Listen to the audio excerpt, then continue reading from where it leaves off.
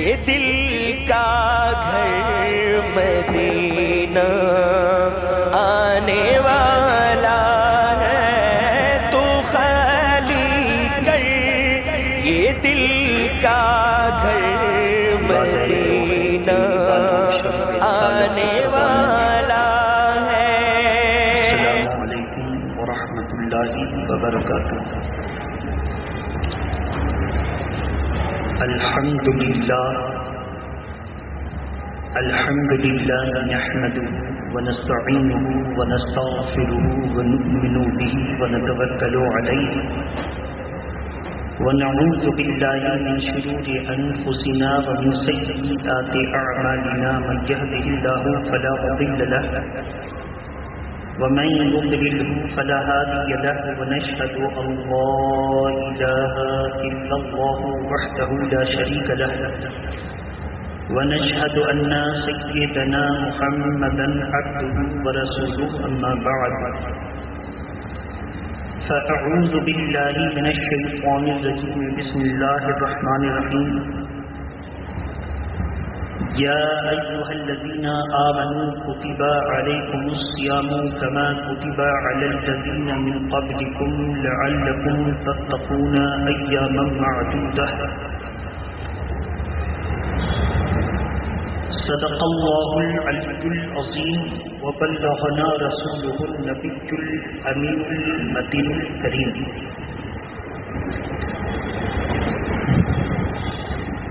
نماز اچھی، حج اچھا، روزہ اچھا، زکوٰۃ اچھی۔ نماز اچھی، حج اچھا، روزہ اچھا، زکوٰۃ اچھی، مگر میں باوجود ان کے مسلمان ہو نہیں سکتا۔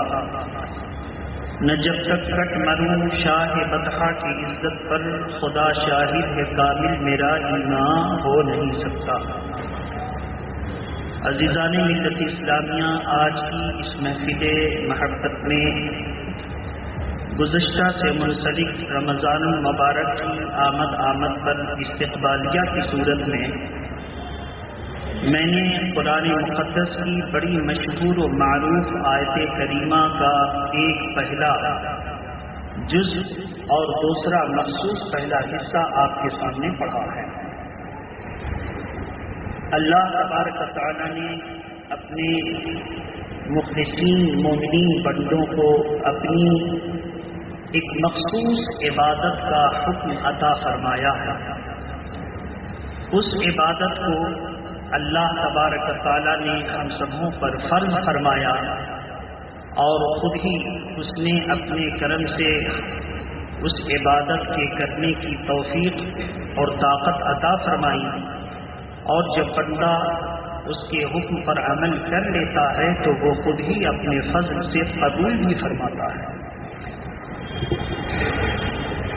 رمضان المبارک کا وہ مقدس مہینہ ہے جسے اللہ کے پیارے نبی صلی اللہ تعالی وسلم یوں تو اس کی تیاری کے تعلق سے ارشاد فرما دیا کہ جیسے ہی عید کا دن آتا ہے تو جنت کی حوروں کو اللہ تبارک و تعالی حکم دیتا ہے کہ آج مسلمان رمضان کے مہینے روزے، نماز، قرآن، عبادت و ریاضت سے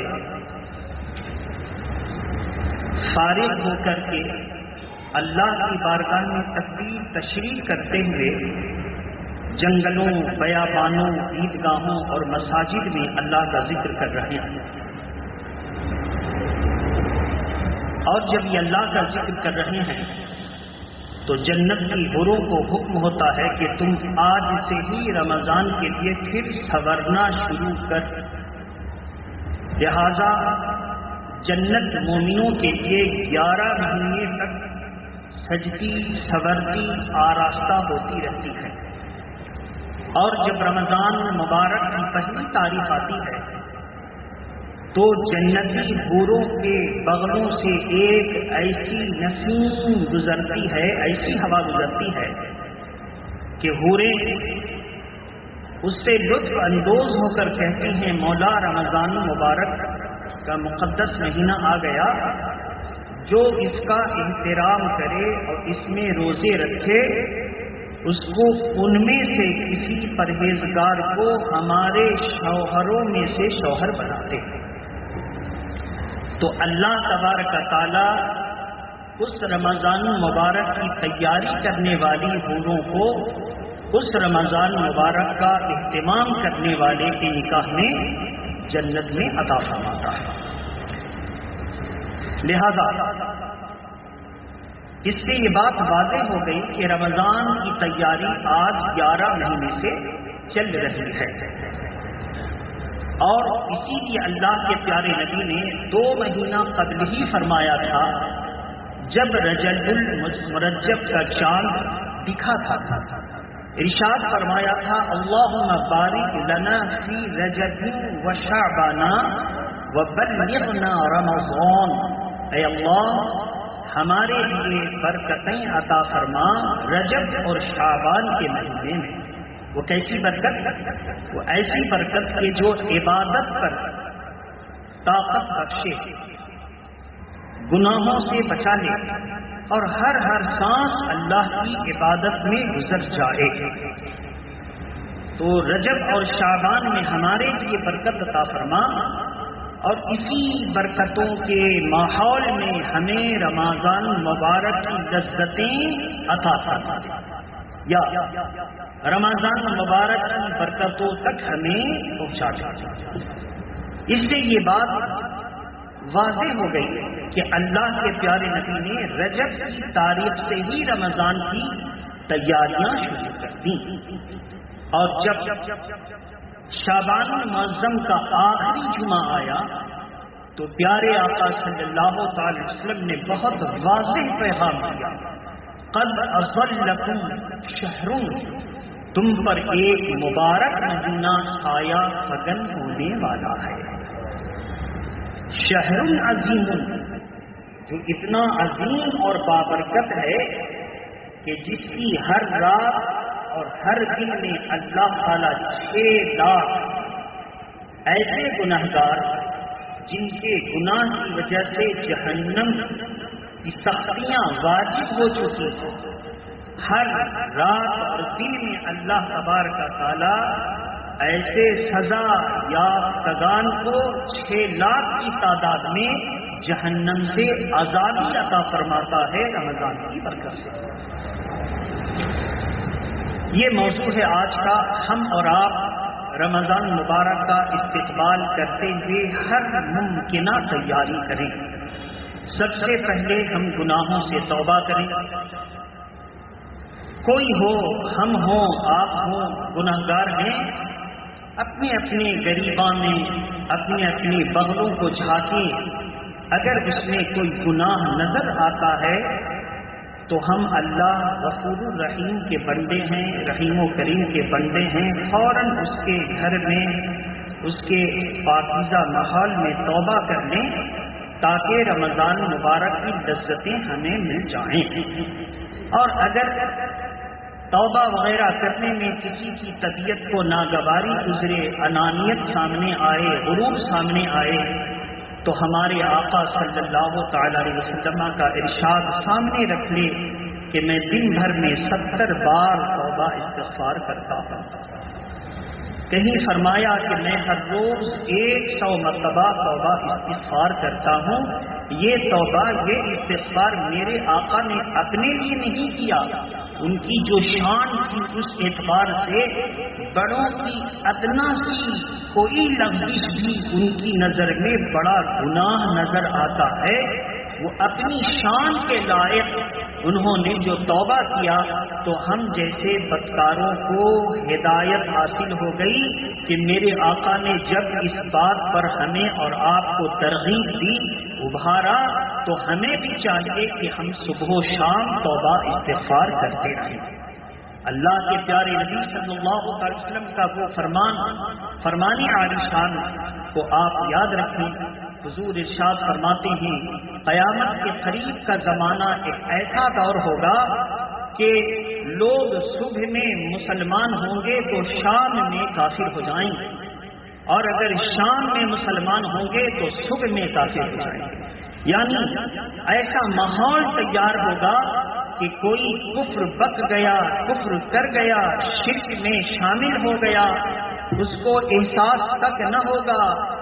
اپنے گھر میں مدینہ شریف اور کعبہ شریف اور بغداد شریف اور بریلی شریف کا تغرا لگائے نہ لگائے، لیکن اپنے کافر لیڈروں کو خوش کرنے کے لیے ان کی تصویروں کا تغرا اپنے اپنے گھروں پر سجائے گا۔ یہ ماحول ہوگا۔ آپ اندازہ کریں کہ یہ قوم کہاں جا رہی ہے۔ لہذا غیر مسلموں کے تہوار ہندوؤں پر ہولی کا ماحول گزرا۔ بہت سے لوگ تو اپنے نالائق لیڈروں کے جشن پر فتح مناتے ہیں، غیر مسلموں کی طرح اپنے چہرے کو کالا پیلا لال کر کر کے ابیر سے اپنے آپ کو ایسا بھرا کہ پتہ نہیں چلتا تھا کہ یہ مسلمان ہے یا غیر مسلم ہے، صرف اس لیے کہ دھاندلی کر کے، کرپشن کر کے اور ووٹنگ بوتھ پر قبضہ کر کے جیتنے والی قوم جب جیتتی ہیں تو اللہ کا احسان بھول جاتی ہیں، پیدا کرنے والے کا احسان بھول جاتی ہیں۔ ان کو اپنے کرپشن پر یقین ہوتا ہے کہ اگر بت پر قبضہ نہ ہوتا تو ہم نہیں جیتتے، لہذا پورے جیت کا کریڈٹ وہ خود لے لیتے ہیں اور تب گناہ کا نیا دور شروع ہوتا ہے۔ لیکن مسلمان اپنی فتح و نصرت و کامیابی کو اپنے رب کی طرف دے دیتا ہے، اس لیے وہ جیت میں شیطان کو خوش نہیں کرتا، بلکہ وہ اور سر کو جھکا لیتا ہے، مولا جو تو نے دیا ہے ہمیں عطا فرمایا، ہم خوش ہیں، راضی ہیں۔ یہ فرق ہے وفادار اور غدار میں۔ لہذا بہت سارے نادان مسلمان، کسی کو فکر ہے کہ کانٹریکٹری مل جائے گی، کسی کو فکر ہے کہ کچھ چاپلوسی کا صلہ مل جائے گا، وہ خوب منہ کو لال پیلا کالا کر کے ہولی کے موقع پر بھی اور جشن فتح کے موقع پر بھی اللہ کو ناراض کر رہے تھے اور شیطان کو راضی کر رہے تھے۔ ایسے مسلمان پر خواہ میرا بھائی کیوں نہ ہو، لازم ہے اپنے گریباں میں جھانکے اور جھانک کر دیکھے کہ کیا ہولی اور جشن فتح کے موقع پر ایک مسلمان کا اس طرح نالائق اور ناپاک لیڈروں کو خوش کرنے کا طریقہ اسلامی تھا یا غیر اسلامی تھا۔ اگر اس کو لگتا ہے کہ یہ غیر اسلامی تھا تو یقین ہے کہ وہ مسلمان ہے، زور سے بولو۔ اور اگر اس کو لگتا ہے کہ نہیں جو کیا ہم ٹھیک، تو خطرہ ہے کہ اس کا ایمان نہیں ہے۔ اگر اس کو لگتا ہے کہ یہ غیر اسلامی ہے تو وہ توبہ کرے اور آئندہ سے یہ کام نہ کرنے کا عہد کرے، اس لیے کہ ہم سب کر سکتے ہیں شیطان کو خوش اور اللہ کو ناراض نہیں کر سکتے۔ دو چار کنٹل مٹی ڈال دیں گے میرے اس تقریر کے بعد، کوئی فرق نہیں پڑتا، لیکن سچی بات سنیے۔ لہذا ایسی صورت میں ہم مسلمانوں کی ذمہ داری ہے کہ ہولی تہواری اہل حنود کی مذہبی مجلسوں میں ہم شریک نہ ہوں، ان کی مشابہت نہ کریں، کیونکہ آپ کے پیارے نبی کا ارشاد ہے من تشبہ بقوم فہو منہم، جو جس قوم سے مشابہت رکھتا ہے اس کا حشر موت و حیات اسی کے ساتھ اللہ کر دیتا ہے۔ کیا یزیدیوں کی نوٹنکی کرنے والے یزید کے ساتھ جہنم میں نہ چلے گئے؟ فرعون کے ساتھ رہنے والے فرعون کے ساتھ تباہ و برباد نہ ہو گئے؟ تو اس شیطان کے ساتھ جو ہوگا کیا وہ تباہ و برباد نہ ہوگا؟ اس لیے کھل کر واضح لفظوں میں ہم بتا دیں کہ جب غیر مسلم کوئی لیڈر ہماری بقرعید کے موقع پر ہمارے مذہبی تہوار میں شریک ہو کر ہمارے جانوروں کی پیٹھ پر ہاتھ نہیں پھیرتا، ہمارے جانوروں کو چارہ پانی نہیں دیتا، جب ہم اپنے رب کے نام پر اس کو جو ہے قربان کرتے ہیں، اس وقت وہ شریک نہیں ہوتا، کیونکہ اس کا دھرم نشٹ ہو جائے گا۔ زور سے بولو۔ تو پھر ہم کتنے پر دماغ ہیں کہ ہم اس کے تہوار میں اپنا دھرم نشٹ کر رہے ہیں؟ زور سے بولو۔ ہم کتنے بددماغ ہیں کہ ہم ان کے تہوار میں اپنا دھرم نشٹ کر رہے ہیں؟ ہمارا دھرم آسمانی ہے، جو کتابوں میں محفوظ ہے، ہم کو یہ فخر ہوتے ہوئے بھی ہم اپنے دھرم کا ایکسپلائٹیشن کر رہے ہیں، استحصال کر رہے ہیں۔ سوچنے کی بات ہے جب وہ اپنے دھرم کی اتنی حفاظت کرتے ہیں جبکہ ان کی کوئی حقیقت نہیں، صرف آستھا ہی آستھا ہے۔ ہماری حقیقت ہے آسمان سے لے کر زمین تک ہم پر لازم ہے کہ بحیثیت مسلمان بیمار پڑ جائیں دیکھیں، ضرورت مند ہیں جائیں، ضرورت پوری کریں، کاروبار کریں، تعلقات کریں، اٹھے بیٹھیں، لیکن جہاں اپنے مذہب کی بات آئی وہ اپنے دھرم کی جب حفاظت کرتے ہیں تو بولیے آپ اپنے دھرم کی حفاظت کریں گے کہ نہیں کریں گے؟ آپ پر لازم ہے کہ نہیں لازم ہے نا؟ سارے کاروبار آپ کیجیے، ان کے ساتھ اٹھیے بیٹھیے، سب کیجیے، مگر جہاں دھارمک بات آ جائے گی سب سے پہلے ہم اپنے دھرم کی اس لیے حفاظت کریں گے کہ وہ ہمارے بقرعید میں کیوں نہیں آئے اپنے دھرم کی حفاظت کی۔ لہذا اب ہر مسلمان بگڑیے گا، ایک نمبر چائے کے پاس چندن پاڑا میں، مومن پاڑا میں اور ماجر گولا پڑ میں جہاں چاہیے آپ چلا چلی کیجیے، لیکن ہم نے سر پہ کفن باندھا ہے تو اب کسی کا ڈر نہیں ہے۔ جب تک بکے نہ تھے کوئی پوچھتا نہ تھا، تو نے خرید کر ہمیں انمول بنا دیا۔ جب تک بکے نہ تھے کوئی پوچھتا نہ تھا۔ یہ ٹپوری ہجروں سے ہم ڈرنے والے نہیں ہیں، ہے نا؟ ان سے نہیں جو بت پر قبضہ کر کے جیتتے ہوں، ہم تو وہ ہیں جس کے رسول ہو گئے اس کا خدا۔ ڈرنے کی کوئی بات نہیں ہے، ہمت سے کام لیجیے۔ بہرحال اب توبہ کر لیجیے، پہلے سمجھ لیجیے اے اللہ جانے انجانے میں ہم سے بد مذہب مشرکوں کافروں کے تہواروں میں شرکت ہو گئی، تجھے ہم نے ناراض کر دیا، اپنی جانوں پر ظلم کر دیا، خیانت کی مولا۔ ہم تجھ سے وعدہ کر کے آئے تھے کہ یہ سر تیرے سامنے جھکے گا، مگر ہمارا سر غیر کے سامنے جھک گیا۔ مولا میری توبہ کو قبول فرما لے۔ مولا تیرے ہم بھٹکے ہوئے بندے تیری بارگاہ میں پڑھتے جائیے، رجوع لائے ہیں، حاضر ہیں۔ تو نہ بخشے گا تو کون بخشے گا؟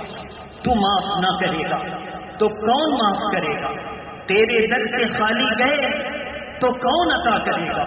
مولا تو قہار و جبار ہے، تو تیرا کرم یہ ہے کہ تو ستار و غفار بھی ہے۔ تو اپنے بندوں کے عیب پر پردہ بھی کرتا ہے اور بندے کو معاف بھی کر دیتا ہے۔ مولا ہم توبہ کرتے ہیں، استغفر اللہ ربی من کل ذنب واتوب الیہ۔ اے اللہ ہماری بخشش فرما، ہماری توبہ قبول فرما، اپنی طرف سے ہدایت کی توفیق عطا فرما۔ کلمہ پڑھتا ہوں، لا الہ الا اللہ محمد رسول اللہ۔ نہیں ہے کوئی معبود سوائے اللہ کے، محمد صلی اللہ علیہ وسلم اللہ کے رسول ہیں، اللہ کے رسول ہیں۔ آمنت باللہ کما ہوا باسمائہ وصفاتہ وقبلت جمیع احکامہ وارکانہ۔ صدق دل سے اس پر قائم رہیے، اپنے ایمان کی حفاظت کیجیے، کل کوئی بچا نہ سکے گا۔ بحیثیت مومن اپنے اندر قابلیت پیدا کیجیے کہ ہر لیڈر آپ کو چھوڑ کر بھٹکے تو اللہ اس کو بھٹکا دے۔ کیا ایسی قابلیت آپ نہیں پیدا کر سکتے کہ وہ آپ کے ضرورت مند ہوں، آپ ان کے ضرورت مند نہ ہوں؟ ہماری خواہش ہے آپ ایسی قابلیت پیدا کیجیے کہ آپ کی وہ ضرورت مند رہیں، آپ ان کی ضرورت مند نہ رہیں۔ ہم کسی کے محتاج نہیں، ہم صرف اللہ کے محتاج ہیں۔ ایسی قابلیت پیدا کیجیے۔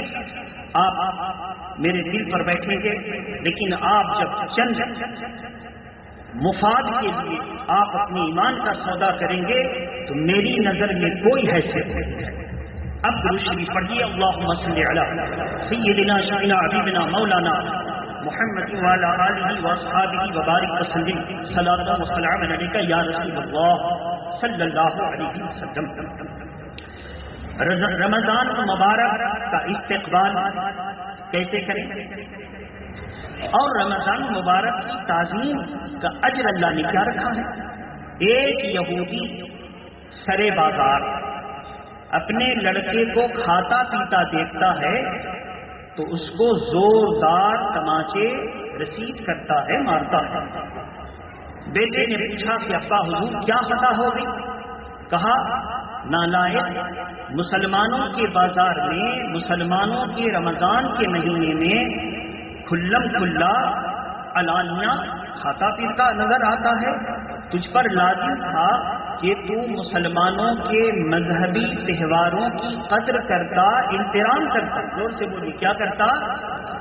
احترام کرتا۔ اب توجہ سے سنیے، پچھلی قومیں ہمارے مذہب کا احترام کر رہی تھی، آج ہم کتنے سڑے پچکے ہو گئے کہ ہم ان کا احترام کرتے ہیں۔ کتنی تبدیلی آ گئی، ذرا اس کو دیکھیے۔ کہا ابا حضور تو روزے ان کے ہیں، آپ نے ہمیں کیوں تماشے مارے؟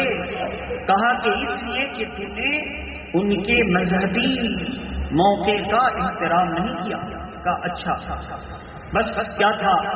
رمضان المبارک کے احترام کا اللہ نے یہ صلہ عطا فرمایا کہ اس یہودی کو مرنے سے پہلے ہدایت دی، توبہ کی توفیق دی، اور وہ مسلمان ہو گیا اور حالت ایمان میں دنیا سے رخصت ہوا۔ ایک تو یہ انعام ملا، دوسرا انعام، چلیے مرتے تو سب ہیں، بولیے مرتے تو کروڑوں مسلمان مرے، لیکن اس کا کیا ہوا؟ کسی قریبی نے اس کو خواب میں دیکھا کہ جنت میں ٹہل رہا ہے، متحیر ہوا۔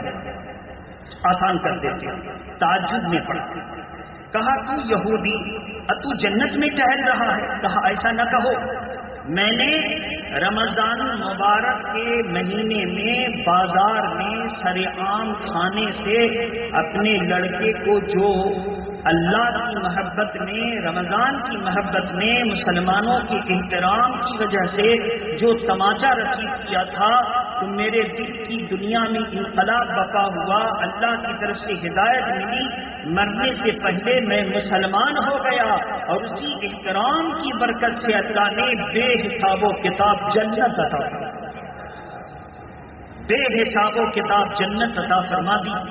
آپ اندازہ کریں، بہت سارے فرق واضح ہو گئے کہ کل غیر ہمارا احترام کر رہے تھے۔